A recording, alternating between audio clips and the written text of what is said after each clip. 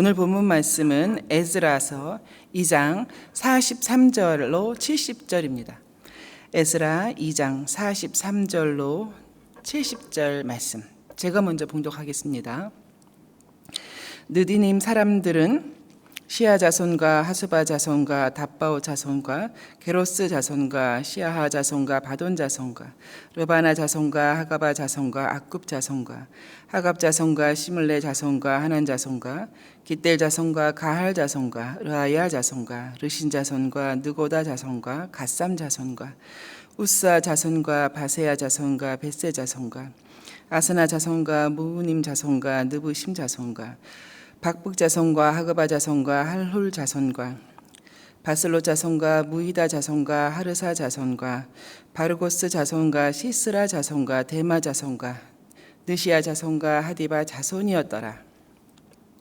솔로몬의 신복의 자손은 소대 자손과 하소렙의 자손과 부르다 자손과 야알라 자손과 다르곤 자손과 깃델 자손과 스바다 자손과 하딜 자손과 보게렐 하스바임 자손과 아미 자손이니 모든 느디딤 자손과 솔로몬 신복의 자손이 392명이었더라. 델멜라와 델하스라와 그룹과 앗단과 인멜에서 올라온 자가 있으나 그 가문과 선조가 이스라엘에 속하였는지는 증거할 수 없으니 저희는 들라야 자손과 도비야 자손과 느고다 자손이라 모두 652명이요 제사장 중에는 하바야 자손과 학고스 자손과 바르실레 자손이니 바르실레는 길르앗 사람 바르실레의 딸 중에 하나로 아내를 삼고 바르실레의 이름으로 이름한 자라. 이 사람들이 계보 중에서 자기 이름을 찾아도 얻지 못한 고로 그들을 부정하게 여겨 제사장의 직분을 행하지 못하게 하고 방백이 그들에게 명령하여 우림과 둠빔을 가진 제사장이 일어나기 전에는 지성물을 먹지 말라 하였느니라. 온 회중의 합계가 42,360명이요 그의 여종과 남종과 여종이 7,337명이요 노래하는 남녀가 200명이요 말이 7,360 노새가 245 낙타가 435 나귀가 6,720이었더라. 어떤 족장들이 예루살렘에 있는 여호와의 성전터에 이르러 하나님의 전을 그곳에 다시 건축하려고 예물을 기쁘게 드리되 힘자라는 대로 공사하는 금고에 드리니 금이 6만 1,000다리기요 은이 5천만에요 제사장의 옷이 100벌이었더라. 다 같이 읽겠습니다. 이에 제사장들과 레위 사람들과 백성 몇과 노래하는 자들과 문지기들과 느디님 사람들이 그 성읍에 살았고 이스라엘 무리도 각자의 성읍에 살았더라. 아멘. 바벨론 포로 나라가 망하고 그 정복한 나라로 끌려갔던 것이죠. 정말 끝나지 않을 것만 같았던 포로 생활이었겠습니다. 그러나 그 역시도 하나님께서 정하신 그 기한대로 70여 년 만에 끝이 나고 자유자로 가나안 땅으로 귀환하게 되었습니다. 땅을 회복하고 또 예배를 회복해 갔던 포로기 이후를 기록한 에스라입니다. 에스라는 특별히 어제와 오늘 본문 2장이거든요. 에스라 시대로 본다면 거의 80년 전에 있었던 1차 포로 귀환자들의 명단을 기록하는데 할애하고 있습니다. 비교적 꽤 긴 지면입니다. 그런데 이스라엘 백성의 명수를 기록하는 방법이 예전에는 늘 이렇게 12지파별로 기록을 했었는데요. 이제 그것과는 많은 차이가 있습니다. 어제 본문에서도 그렇고 오늘 본문도 그렇고 언뜻 반복되는 단어는 아무개의 자손 이제 이렇게 반복되어 있습니다. 모두 포로 이전에 이스라엘에 있었던 조상의 이름입니다만 우리가 알고 있는 그 12지파대로 이렇게 계수하지는 않고 있습니다. 또 21절 어제 본문 21절 이후로는 사람의 이름이 아닌 지명의 이름 이스라엘 땅의 지명의 이름을 따라서 베들레헴 사람 뭐 이런 식으로 22절에는 느도바 사람 아나돗 사람 이렇게 그의 조상들이 거주했던 지명의 이름을 따라서 계수하기도 했습니다. 가만히 생각해 보니까 이것이 최선이었던 것 같습니다. 포로 귀환한 사람들은 바벨론에서 태어나고 자란 2세, 3세들이었거든요. 그들은 이제 부모님께 들은 것이죠. 너희 조상이 아무개였다. 아무개다. 너는 아무개의 조상이다. 이렇게 배운 것이죠. 혹은 또 너희 조상은 베들레헴 지역에 거주했었다. 아나돗 지역에 거주했었다. 언젠가는 너희들이 돌아갈 것이다. 그럴 때 너희들은 베들레헴으로 가라. 아나돗으로 가라. 너희 가문 누구를 찾아서 가라. 이렇게 가르쳤던 것이죠. 그렇습니다. 바벨론에 살면서 그 조상의 이름이 누구인지 어떠한지 또는 어느 지역에 살았었는지를 그 부모께 꾸준히 배웠던 것이지요. 포로 기간을 마치고 하나님께서 귀환하게 하실 것이다라고 하는 예레미야의 예언을 굳게 믿은 그런 가문들이었으리라고 상상이 됩니다. 그런데 오늘 본문 43절에는 조상의 이름도 아닌 지명의 이름도 아닌 특별한 이름으로 불리어지는 일련의 사람들이 기록되어 있습니다. 43절에 나오는 느디님 사람들입니다. 느디님 사람들. 그 사람들이 54절까지 해서 모두 35개의 가문 이름이 쭉 나와 있습니다. 근데 명수는 나와 있지 않죠. 그냥 35개의 가문 이름이 쭉 나열되어 있습니다. 이런 느디님 사람이라고 하는 것은 바벨론 포로 이후에 생겨난 새로운 이름입니다. 그러니까 성경 전체에서 이런 사람들은 나오지가 않죠. 포로기 이후에 이렇게 에스라서처럼 역대기 상에서 처음 나오는 사람입니다. 그 이름 뜻이 무엇인가? 이게 어떤 사람들이었던가 이제 싶었는데요. 찾아보니까 궁전, 이스라엘 궁전이나 성전에서 여러 잡일들을 했던 사람들, 그 이름 뜻은 드려진 사람들이었습니다. 어떻게 해서 드려진 사람들이 생겼는가? 가나안 땅에서 여호수아 시대 때부터죠. 정복 시대 때에 그 땅에 살다가 이제 정복 시대 때에 포로가 됐거나 했던 사람들이죠. 이방인들입니다. 그 이방인들 그 민수기에도 보면 이방인으로 잡은 포로 사람들 중에서도 이제 몇 분의 몇은 레위인을 돕기 위하여, 즉 성전 봉사를 위하여 드리게 되어졌거든요. 이제 그런 사람들입니다. 엄밀히 말하면 혈통적으로는 유대인이 아닙니다. 그런데도 이렇게 가문별로 그 이름이 다 기록되어서 이스라엘 백성의 총 명수에 포함시키고 있습니다.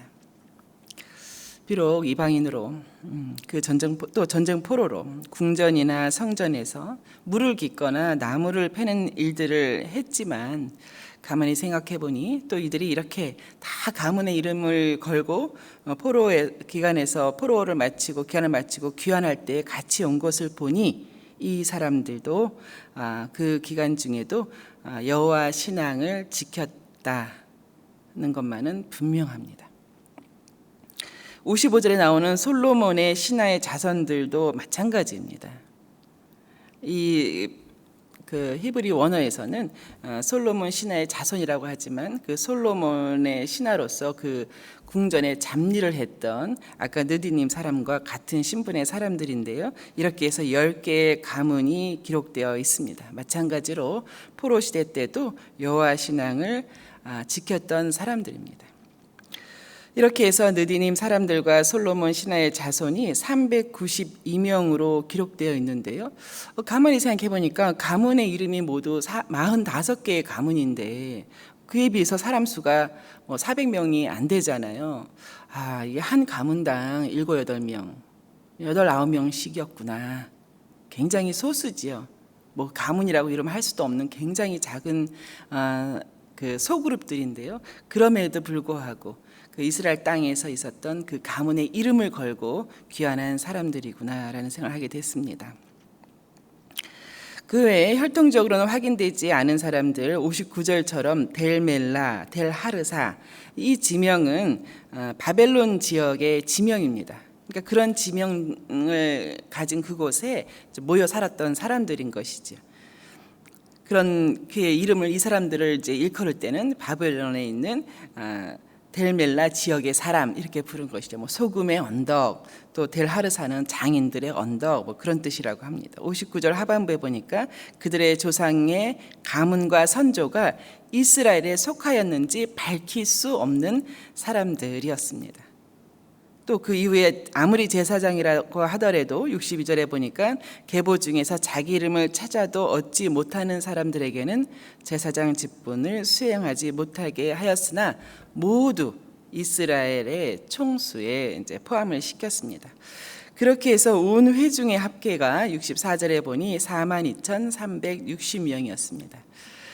이후에 2차 포로 귀환도 있고 또 3차 포로 귀환도 있는데요. 2차 포로 귀환 때는 뭐 이것에 훨씬 못 미치는 숫자죠. 5천 명 정도가 포로로 이렇게 귀환을 했으니까 여기 나오는 42,360이라는 숫자가 굉장히 큰 숫자인 것을 저희가 알 수 있습니다. 뭐 뒤에 나오는 이제 계수에 들어가지 않았던 남녀 종들이 있습니다. 그리고 또 노래하는 남녀들이 있어서 뭐 이들도 합친다면 이제 5만 명 정도가 됩니다. 뭐 한결같이 그의 뭐 직분이 어떠했던 혹은 뭐 유대인이든 아니었던 간에 이들 모두는 성전 재건이라는 사명을 갖고 그 먼 길을 다시 돌아온 사람들입니다. 그리고 또 그들은 예물을 기쁘게 힘자라는 대로 드렸습니다. 말씀을 맡겠습니다. 43절에 느디님 사람들.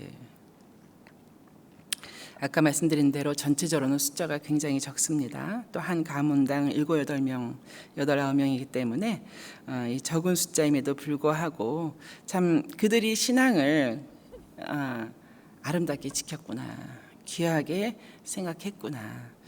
뭐 생각해 보면 성전에서 물을 깃고 나무를 패며 뭐 청소하고 부엌일 해가며 했던 그런 사람들인데요. 그래서 이제 그 영어 성경에서는 이들을 이제 노예라고 번역했습니다. 템플 서번트라고도 하고 뭐 성전 수종자, 성전 노예들, 공동 번역에서는 성전 막일꾼 이렇게 번역을 했습니다. 뭐 요즘의 세상적인 눈으로 본다면 그냥 그 바벨론 땅에서 정착하고 살았어도 될 듯한 사람들이지 않겠습니까? 또 어쩌면 그 이스라엘 땅에서도 그 이스라엘 사람들에 대한 어떤 불평이나 불만적인 그런 요소를 많이 갖고 있었을 사람들인데요. 뭐 굳이 이스라엘 땅으로 귀환하지 않고 자신들이 거주했던 곳에서 세상적으로 다시 터를 잡고 잘 살 수도 있었겠습니다만 이스라엘 자손들과 함께 귀화하여서 성전 재건에 동참하고 이전과 동일하게 봉사했던 것입니다. 이번에 이 말씀을 며칠 동안 묵상하면서 이 느디님 사람들, 내가 그런 사람이라면 어땠을까? 그냥 바벨론 땅에서 다시 새로운 이름을 갖고 새로운 신분으로 살고자 하지 않았을까 싶은데도 이들은 그러지 않았습니다. 생각해 볼 때 마치 한국 초대교회 때 그 예배당 마루바닥 광내는 일도 감사하다고, 참 영광되다고 그렇게 고백하는 우리들의 이제 5대, 6대 선조들이 있지 않았습니까? 주일 아침이면 누가 시키지도 않았는데 쌀이 빗자루 5개 들고 나가서 예배당 마당이며 길을 쓸었다고 하는 그런 기록들이 있습니다. 또 눈이 오는 날이면 너도 나도 할 것 없이 새벽부터 나아가서 눈을 쓸어댔다고 합니다. 모두 느디딤 사람들이었던 것이죠. 하나님께 드려진 사람들. 그렇습니다. 우리도 이와 같이 하나님께 드려진 사람들입니다. 우리 각자에게 주신 사명이 있죠. 귀하게 여기고 또 뭐 포로 기간에는 이 포로 생활에서의 그 다시 성전을 재건하고 또 예배를 회복하는 일과는 뭐 비교할 수 없다 하겠지만 우리 또 코로나로 인하여서 참 무너진 부분들이 있지 않습니까? 우리도 이제 회복해야 할 사명이 지금 바로 여기 모인 여러분과 저에게 있는 것이죠. 사명으로 부르신 사명이 있다는 것을 명심하고 또 그것을 영광스럽게 여기고 감격해하고 오늘 내가 해야 할 일, 또 이번 주간에 내가 해야 할 일, 내가 부르고 내가 세워가야 할 사람들은 있지 않는가 기억하시면서 살아가는 여러분 되시기를 주의 이름으로 축원합니다.